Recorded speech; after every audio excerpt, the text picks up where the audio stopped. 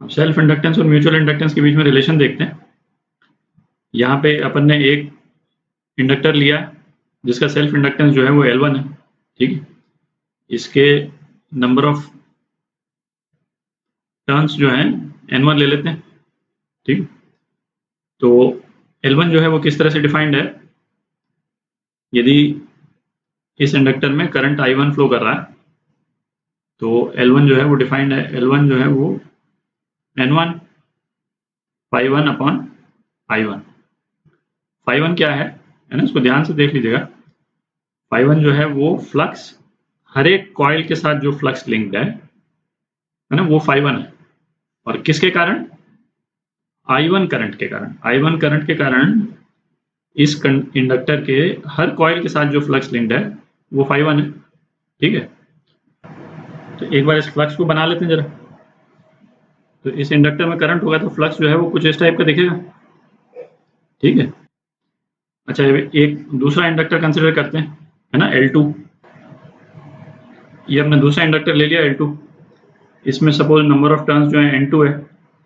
अच्छा, इसमें यदि करंट हम I2 पास करें इस इंडक्टर में तो इसका सेल्फ इंडक्टेंस जो है वो क्या हो जाएगा, L2 जो है वो N2 phi2 अपॉन I2, ठीक है। और phi2 क्या है, इसके हर कॉइल के थ्रू जितना फ्लक्स पास कर रहा है ना, ये वो है, ठीक है। और इसीलिए फिर हम उसको N2 से मल्टीप्लाई कर देते हैं। अच्छा, अब ऐसा करते हैं कि ये जो L2 जो इंडक्टर है उसको L1 के पास ले आते हैं, ठीक है। अच्छा, अब इस L2 इंडक्टर को हम जो है वो L1 के पास में ले आए, ठीक है।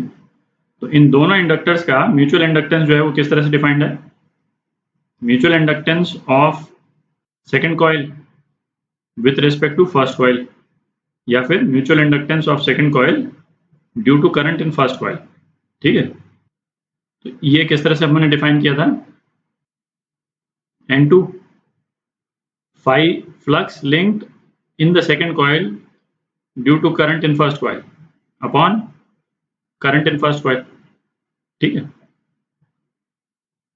अच्छा, इसी तरह से यदि करंट I2 में होता तो म्यूचुअल इंडक्टेंस हमने किस तरह से डिफाइन किया था, mutual inductance of one coil 1 due to current in coil 2 या विथ रिस्पेक्ट टू कॉइल 2, ये था N1 flux link to coil 1 due to current in coil 2, ठीक है, अपॉन I2।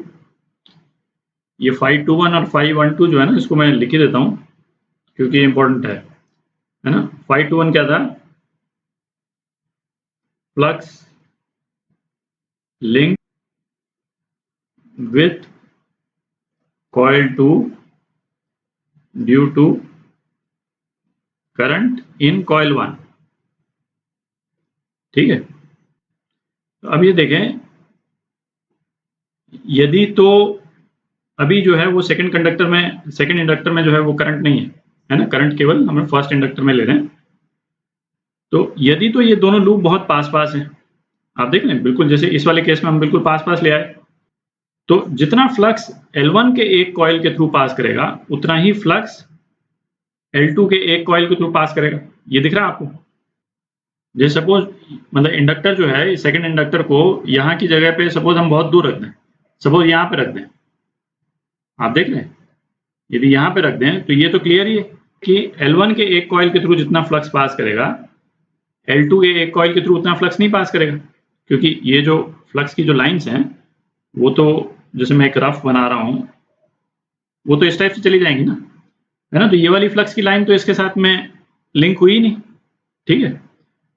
तो इस चीज को, इस एस्पेक्ट को कैप्चर करने के लिए एक कोएफिशिएंट हम यूज करते हैं, के कोएफिशिएंट, और कोएफिशिएंट को बोलते हैं कोएफिशिएंट ऑफ कपलिंग, ठीक है। और वो बेसिकली क्या है, flux link to coil 2 due to current in coil 1, ये कितना है, के phi1,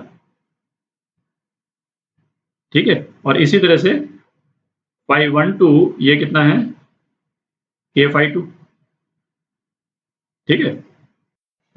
तो बेसिकली यदि दोनों कॉइल्स बिल्कुल बहुत पास पास हैं, है ना, और सारे फ्लक्स जो है वो पूरा का पूरा लिंक हो रहा है, तो के की वैल्यू जो है वो 1 हो जाएगी, और अदरवाइज जो है वो के जो है 1 से कोई कम नंबर होगा।